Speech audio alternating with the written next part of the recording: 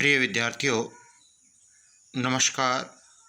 मैं अनिल कुमार यादव, सहायक आचार्य राजनीति विज्ञान, राजकीय कन्या महाविद्यालय बहरोड। विद्यार्थियों, आज के इस YouTube वीडियो चैनल में आपका हार्दिक स्वागत और अभिनंदन। जैसा कि विद्यार्थियों आपको मालूम है, पिछले वीडियो में हमने सर्वोच्च न्यायालय के न्यायाधीशों की नियुक्ति की प्रक्रिया के अंतर्गत कॉलेजियम व्यवस्था और न्यायिक नियुक्ति आयोग के बारे में चर्चा की थी। कॉलेजियम प्रणाली के अंतर्गत कॉलेजियम व्यवस्था में कौन कौन शामिल होते हैं, इसके बारे में आपको बताया था कि सर्वोच्च न्यायालय के मुख्य न्यायाधीश की अध्यक्षता में 4 वरिष्ठ न्यायाधीशों को इसमें शामिल किया जाता है और उनके द्वारा न्यायाधीशों के नाम की सिफारिश सरकार को भेजी जाती है। इसके अलावा हमने आपको न्यायिक नियुक्ति आयोग के बारे में भी बताया था कि न्यायिक नियुक्ति आयोग की सिफारिश किस आधार पर हुई और उसकी आवश्यकता क्यों महसूस की गई। परंतु 2015 में इस न्यायिक नियुक्ति आयोग को क्यों असंवैधानिक घोषित कर दिया गया, इन बातों पर हमने चर्चा की थी आपसे। आज इस वीडियो में हम सर्वोच्च न्यायालय की शक्तियां व क्षेत्र अधिकार के बारे में चर्चा आपसे करेंगे। आशा करता हूं आप भली भांति समझ पाएंगे। बात आती सर्वोच्च न्यायालय की शक्तियां एवं क्षेत्र अधिकार। सामान्यतः देखा जाए तो सर्वोच्च न्यायालय की जो शक्तियां या क्षेत्र अधिकार है उनको निम्न बिंदुओं के अंतर्गत हम समझ सकते हैं। सबसे पहला आता है आरंभिक क्षेत्र अधिकार। आरंभिक अर्थात प्रारंभिक क्षेत्र अधिकार। भारतीय संविधान में शक्तियों का बंटवारा केंद्र और राज्यों के मध्य किया गया है। इस कारण इनमें विवाद की हमेशा संभावना बनी रहती है। तो सर्वोच्च न्यायालय के प्रारंभिक क्षेत्र अधिकार, जिसका उल्लेख अनुच्छेद 131 में किया गया है। दूसरा जो क्षेत्र अधिकार है वो अपीलीय क्षेत्र अधिकार, जिसका उल्लेख अनुच्छेद 132 से 134 व 136 में किया गया है। तीसरे क्षेत्र अधिकार की बात करें तो वह है परामर्श क्षेत्र अधिकार या सलाहकारी क्षेत्र अधिकार, जिसका उल्लेख अनुच्छेद 143 में दिया गया है।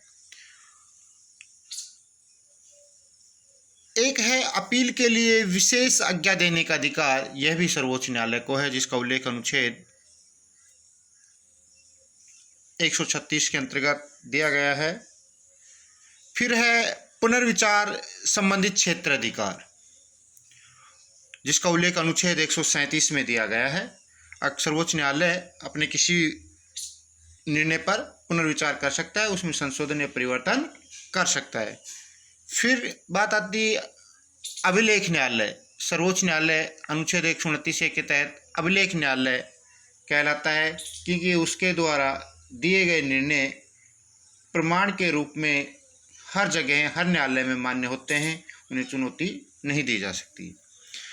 फिर बात आती है मौलिक अधिकारों का रक्षक।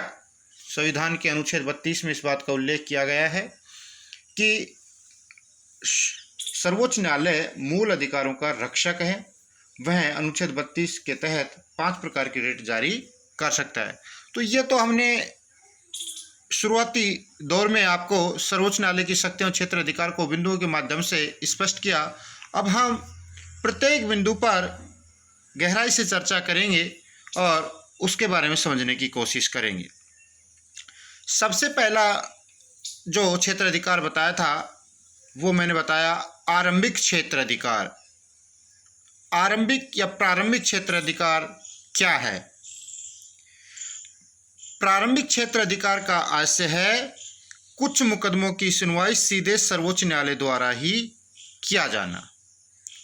कुछ वाद ऐसे होते हैं जिनमें केवल और केवल सुनवाई सर्वोच्च न्यायालय में ही की जा सकती है, अन्य न्यायालय में नहीं। तो वो होता है प्रारंभिक अधिकार, प्रारंभिक क्षेत्र अधिकार या कहें आरंभिक क्षेत्र अधिकार। तो अब बात आती है कि आरंभिक क्षेत्र अधिकार कौन कौन से हैं।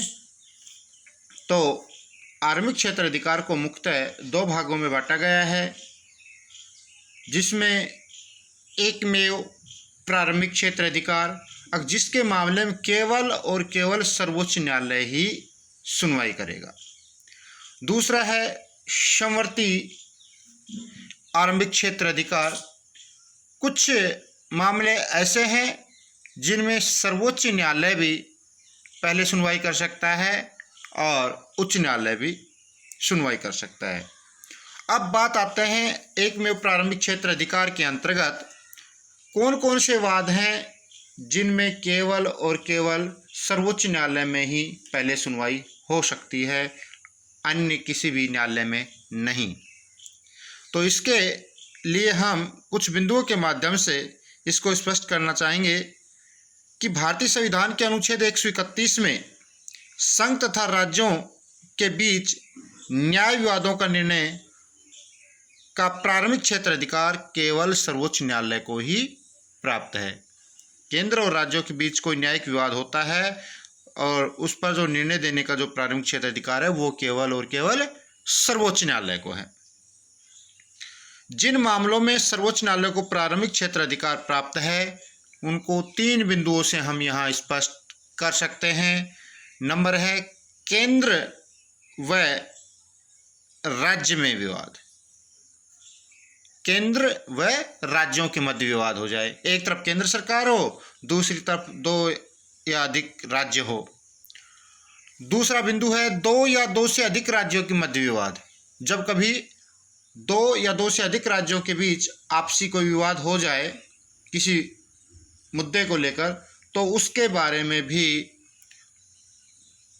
जो सुनवाई का अधिकार है वो केवल और केवल सर्वोच्च न्यायालय को है। इसके अलावा तीसरा बिंदु है वे विवाद जिनमें भारत सरकार तथा एक राज्य या एक से अधिक राज्य एक तरफ हो और एक या एक से अधिक राज्य दूसरी हो। कहने का मतलब यहाँ पर है कि जब कभी केंद्र सरकार और एक या एक से अधिक राज्य एक पक्ष हो और दूसरी ओर दूसरा पक्ष एक या एक से अधिक राज्य हो, तो ऐसे मामलों में भी सुनवाई का जो अधिकार है प्रारंभिक वो सर्वोच्च न्यायालय को ही है। तो इस प्रकार हमने सर्वोच्च न्यायालय के आरंभिक या प्रारंभिक क्षेत्र अधिकार के बारे में चर्चा की कि प्रारंभिक क्षेत्र अधिकार से आज यहाँ बताया था कि जिन मामलों में सीधे सर्वोच्च न्यायालय के द्वारा ही सुनवाई की जाती है, अन्य किसी न्यायालय में हम शरण नहीं ले सकते। तो इस प्रकार विद्यार्थियों आपको समझ में आया होगा कि आरंभिक क्षेत्र अधिकार के अंतर्गत 3 बिंदुओं के तहत हम इसको स्पष्ट कर सकते हैं। जब कभी केंद्र व एक या अधिक राज्यों के आपसी कोई विवाद हो तो उस समय सर्वोच्च न्यायालय में सुनवाई होती है। 2 या 2 से अधिक राज्यों के बीच कोई विवाद हो जाए तो उस पर सुनवाई सर्वोच्च न्यायालय में होती है। या फिर केंद्र और एक या एक से अधिक राज्य एक पक्ष हो और 2 या 2 से अधिक राज्य दूसरी ओर हो, दूसरे पक्ष में हो और उनके बीच कोई विवाद है तो भी उसकी आरंभिक सुनवाई है वो सर्वोच्च न्यायालय के द्वारा ही की जाती है। इसके अलावा अनुच्छेद 32 के द्वारा भारत का सर्वोच्च न्यायालय मौलिक अधिकारों की रक्षा हेतु 5 लेख जारी कर सकता है। ये एक तरीके से इसके मूल प्रारंभिक क्षेत्र अधिकार के अंतर्गत नहीं आता। समवर्ती जैसे बंदी प्रत्यक्षीकरण, परमादेश लेख, प्रतिषण लेख, उत्प्रेषण लेख, अधिकार परीक्षा, इन बिंदुओं को हमने मूल अधिकारों के टॉपिक में अच्छी तरह से पढ़ा था कि अनुच्छेद 32 जो भारतीय संविधान में अधिकारों की जो व्यवस्था है तो वो अनुच्छेद 32 के अंतर्गत संवैधानिक उपचारों के अधिकार की बात कही गई है, जिसके तहत सर्वोच्च न्यायालय अनुच्छेद 32 के तहत 5 प्रकार के लेख जारी करता है। तो इसके बारे में विस्तृत चर्चा हम पहले कर चुके हैं। अब बात आती है कि कौन से संघीय विवाद के मामले हैं जो सर्वोच्च न्यायालय के प्रारंभिक क्षेत्र अधिकार में शामिल नहीं होते हैं।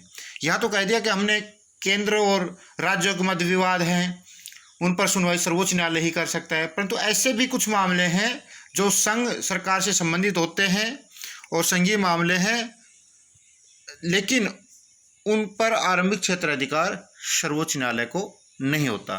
तो ये एक तरीके से कहें सर्वोच्च न्यायालय के प्रारंभिक क्षेत्र अधिकार के अपवाद कहलाएंगे। जिनमें कौन कौन से हैं वो देखो। जैसे अंतर्राज्यीय नदी जल विवाद, दो राज्यों के मध्य नदी जल विवाद हो जाए तो उसके मामले में इसके लिए एक ट्रिब्यूनल अलग से गठित कर रखा है, उसमें सर्वोच्च न्यायालय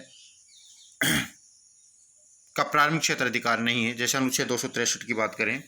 इसी तरह वित्त आयोग द्वारा राज्यों को प्रदत्त अनुदान, वित्त आयोग के द्वारा जो राज्यों को अनुदान दिया जाता है उसके बारे में भी जो प्रारंभिक जो क्षेत्र अधिकार है वो सर्वोच्च न्यायालय को सुनवाई का नहीं है।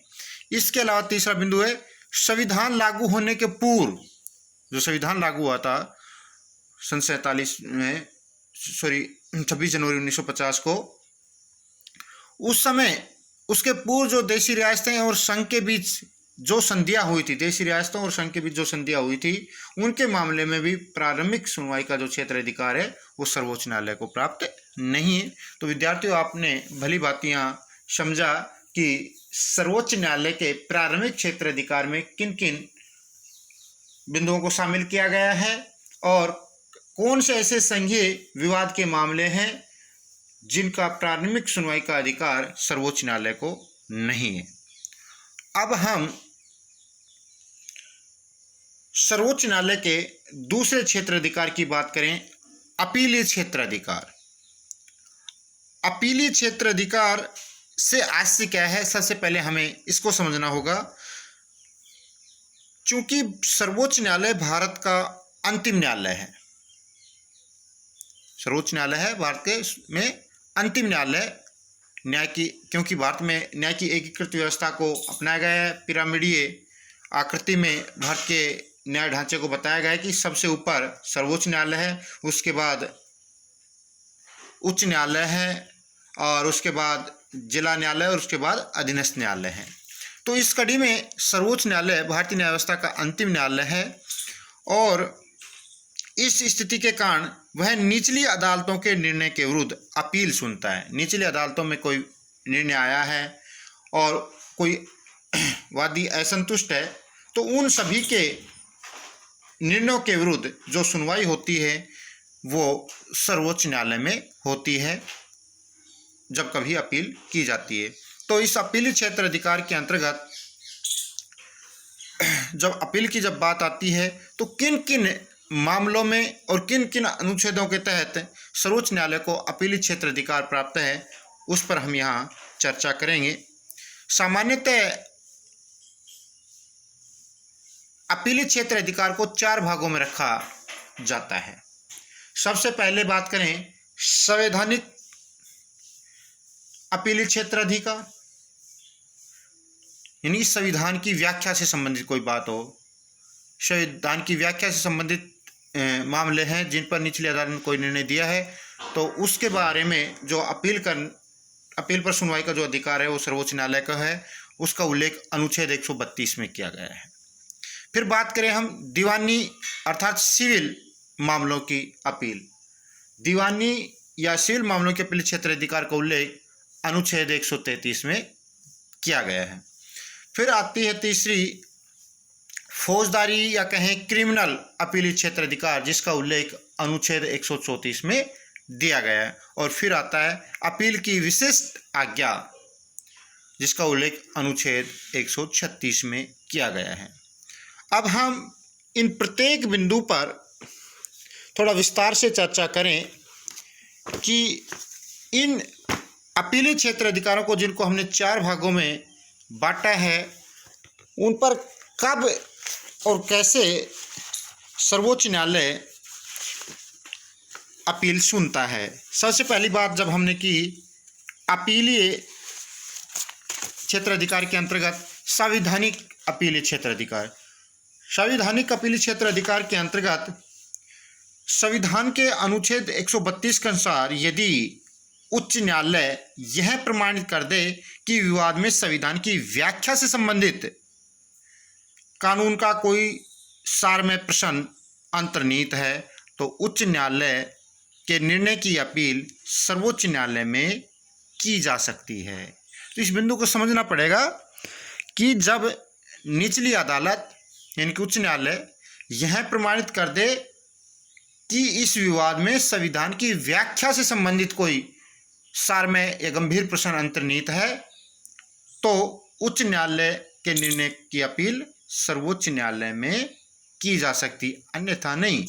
जब तक उच्च न्यायालय यह प्रमाणित नहीं कर देता कि इसमें संविधान की व्याख्या से कोई महत्वपूर्ण प्रश्न अंतर्निहित है तब तक उसकी सुनवाई सर्वोच्च न्यायालय में अपील के रूप में नहीं हो सकती। जब उच्च न्यायालय इस तरह का व्याख्या करे कि इस मामले में संविधान की व्याख्या से संबंधित कोई महत्वपूर्ण प्रश्न अंतर्निहित है तभी उच्च न्यायालय के निर्णय के विरुद्ध सर्वोच्च न्यायालय में अपील की जा सकती है। अब दूसरी बात करें हम दीवानी अपीली क्षेत्र अधिकार जिसका उल्लेख अनुच्छेद 133 में किया गया है।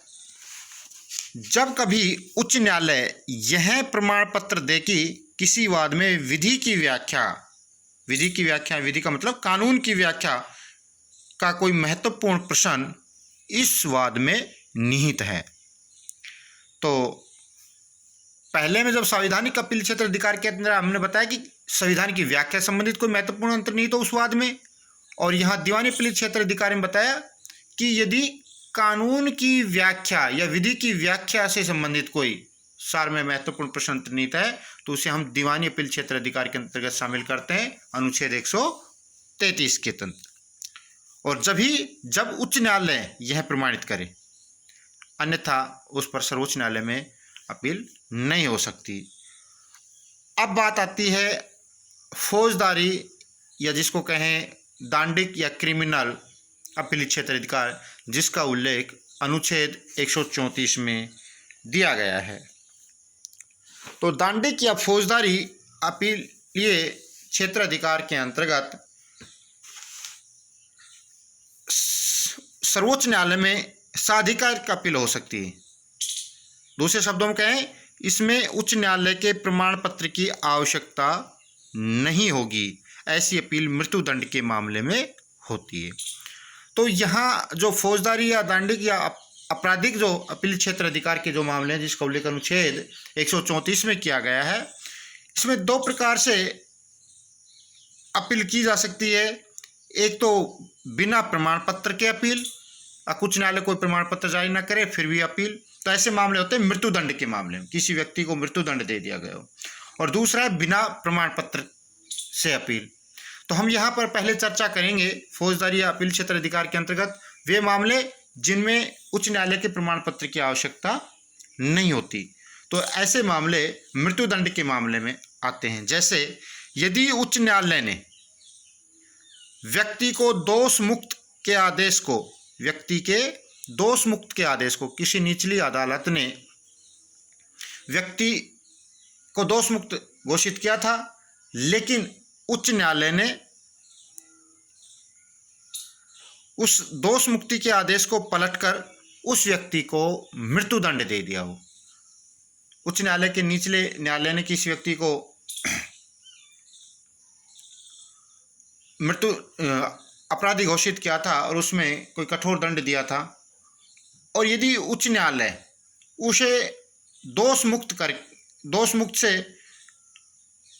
हटाकर और वापस मृत्युदंड दे दे तो ऐसी स्थिति में वह सुनवाई सर्वोच्च न्यायालय में हो सकती है। या फिर यदि उच्च न्यायालय ने किसी निचले न्यायालय से मामले को अपने पास मंगवाकर व्यक्ति को मृत्युदंड दे दिया हो तो ऐसे मामलों में अपील सर्वोच्च न्यायालय में की जा सकती है। तो यहाँ पर हमने फौजदारी या आपराधिक अपील क्षेत्र अधिकार के अंतर्गत बिना प्रमाण पत्र के ही सर्वोच्च न्यायालय में जो अपील की जा सकती है उसके अंतर्गत दो बातों के संदर्भ में होता है। जब किसी व्यक्ति को मृत्युदंड दिया गया हो, तो मैंने पहले बिंदु के अंतर्गत बताया था कि जब कभी निचली अदालत ने किसी व्यक्ति को दोष मुक्त कर दिया और फिर उसकी अपील यदि उच्च न्यायालय में हो जाती है और उच्च न्यायालय उस व्यक्ति के दोष मुक्ति के आदेश को पलटकर उसे मृत्युदंड दे दे, तो वह व्यक्ति फिर सर्वोच्च न्यायालय में अपील कर सकता है। इसी तरह यदि उच्च न्यायालय ने किसी निचले न्यायालय से मामले को मंगवाकर व्यक्ति को मृत्युदंड दे दिया हो तो भी उसकी अपील सर्वोच्च न्यायालय में की जा सकती है। इसके अलावा कुछ ऐसे मामले हैं जिनमें उच्च न्यायालय के प्रमाण पत्र की आवश्यकता नहीं होती, तो ऐसे मामले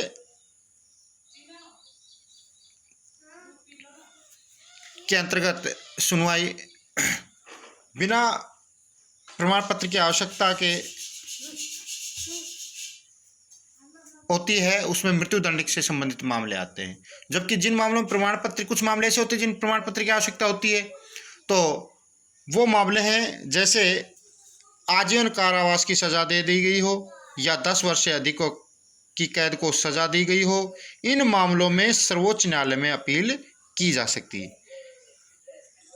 तो इस प्रकार विद्यार्थियों, हमने अपीली क्षेत्र अधिकार के बारे में चर्चा की। अब चौथा, अपील की विशिष्ट आज्ञा। अपील की विशिष्ट आज्ञा ये क्या है? अपील की विशिष्ट आज्ञा, जिसका उल्लेख अनुच्छेद 136 में किया गया है। अपील की विशेष इजाज़त, एक तरीके से कहें इसको, कि सर्वोच्च न्यायालय के विशेष इजाज़त को यह शक्ति अपील शक्ति से भिन्न है। अर्थात सर्वोच्च न्यायालय की विशेष इजाज़त की जो ये शक्ति है वो अपीली शक्ति से भिन्न है, परंतु यह विशेष इजाज़त सर्वोच्च न्यायालय किसी विशेष मामले में ही तभी दे सकता है जब विधि के किसी व्यापक महत्व का प्रश्न हो, कानून का कोई व्यापक महत्वपूर्ण प्रश्न हो, तभी विशेष इजाज़त दे सकता है, या ऐसी परिस्थितियां पैदा हो गई है जिसमें न्याय का घोर उल्लंघन किया गया हो, जो अनुच्छेद 132 से 134 की सीमाओं से बाहर हो। तो यहाँ अपील की विशेष इजाज़त, पहले भी बताया कि ये जो सर्वोच्च न्यायालय की अपीलीय शक्ति से भिन्न है और ये केवल उन परिस्थितियों में ही दी जाती है जब विधि के किसी व्यापक महत्व का प्रश्न हो या ऐसी परिस्थितियां विद्यमान हो जिनमें न्याय का घोर उल्लंघन निचली अदालत के द्वारा किया गया हो। अन्यथा सर्वोच्च न्यायालय अपील की विशेष इजाज़त नहीं दे सकता। साथ ही ये बात कही गई कि यह अनुच्छेद 132 से 134 की सीमाओं से बाहर हो। 132 से 134 के अंतर्गत जिन पर अपील नहीं की जा सकती हो, उन मामलों में ही सर्वोच्च न्यायालय अपील की विशेष इजाज़त देता है। अतः विशेष इजाज़त के अंतर्गत सर्वोच्च न्यायालय सिविल एवं फौजदारी दोनों मामलों में सुनवाई कर सकता है। ये बात और है इसके अंतर्गत, अब जो विशेष इजाज़त जो देता है सर्वोच्च न्यायालय, उसमें सिविल और आपराधिक दोनों ही मामलों में सुनवाई की जा सकती है। अब पुनः एक बार हम संवैधानिक अपीलीय क्षेत्र अधिकार के अंतर्गत बात करें विद्यार्थियों, तो वो है कि संविधान के अनुच्छेद 132 के अनुसार यदि उच्च न्यायालय यह प्रमाणित कर दे कि विवाद में संविधान की व्याख्या से संबंधित कानून का कोई सारमय प्रश्न अंतर्निहित है, तो उच्च न्यायालय के निर्णय की अपील सर्वोच्च न्यायालय में की जा सकती है, जिस पर हम पूर्ण चर्चा कर चुके हैं। फिर एक बार संक्षिप्त रूप से बताना चाहूंगा, दीवानी अपीली क्षेत्र अधिकार, जब उच्च न्यायालय यह प्रमाण पत्र दे कि किसी वाद में विधि की व्याख्या का कोई महत्वपूर्ण प्रश्न अंतर्निहित है, तो फिर उसकी सुनवाई सर्वोच्च न्यायालय में की जा सकती है। फिर बात आती है फौजदारी अपीली क्षेत्र अधिकार। ऐसी अपील मृत्युदंड के मामले में होती है। फौजदारी मामलों में सर्वोच्च न्यायालय में निम्न परिस्थितियों में अपील की जा सकती है। किन परिस्थितियों में? 3 बिंदुओं के अंतर्गत। इसको मैं पूर्व में समझा चुका हूं आपको, फिर पुनः रिपीट करना चाहूंगा। यदि उच्च न्यायालय ने व्यक्ति के दोष मुक्ति के आदेश को पलटकर मृत्युदंड दे दिया हो, या यदि उच्च न्यायालय ने किसी निचली अदालत से मामले को मंगवाकर व्यक्ति को मृत्युदंड दे दिया, या यदि उच्च न्यायालय यह प्रमाणित कर दे कि विवाद सर्वोच्च न्यायालय द्वारा विचार के योग्य है, तो अपील सर्वोच्च न्यायालय में की जा सकती है। अब इसके बाद अगली बात आती है अपील की विशिष्ट आज्ञा, जिसका उल्लेख अनुच्छेद 136 में किया गया है। विशेष इजाजत से अपील। सर्वोच्च न्यायालय की विशेष अपील की यह शक्ति सामान्य जो अपीलीय क्षेत्र अधिकार है सर्वोच्च न्यायालय के, उससे शक्ति से भिन्न है। यह विशेष इजाजत सर्वोच्च न्यायालय किसी मामले में तब दे सकता है जब विधि के किसी व्यापक महत्व का प्रश्न हो, या ऐसी विशेष परिस्थितियां पैदा हो गई जिसमें न्याय का घोर उल्लंघन किया गया हो। साथ ही यह अनुच्छेद 132 से 134 सीमा से बाहर हो। अतः विशेष इजाजत के अंतर्गत सर्वोच्च न्यायालय सिविल एवं फौजदारी दोनों ही मामलों में सुनवाई कर सकता है। विशेष इजाजत की अपील सर्वोच्च न्यायालय की आपराधिक शक्ति है। यह अवशिष्ट शक्ति है, यह सामान्य शक्ति नहीं है।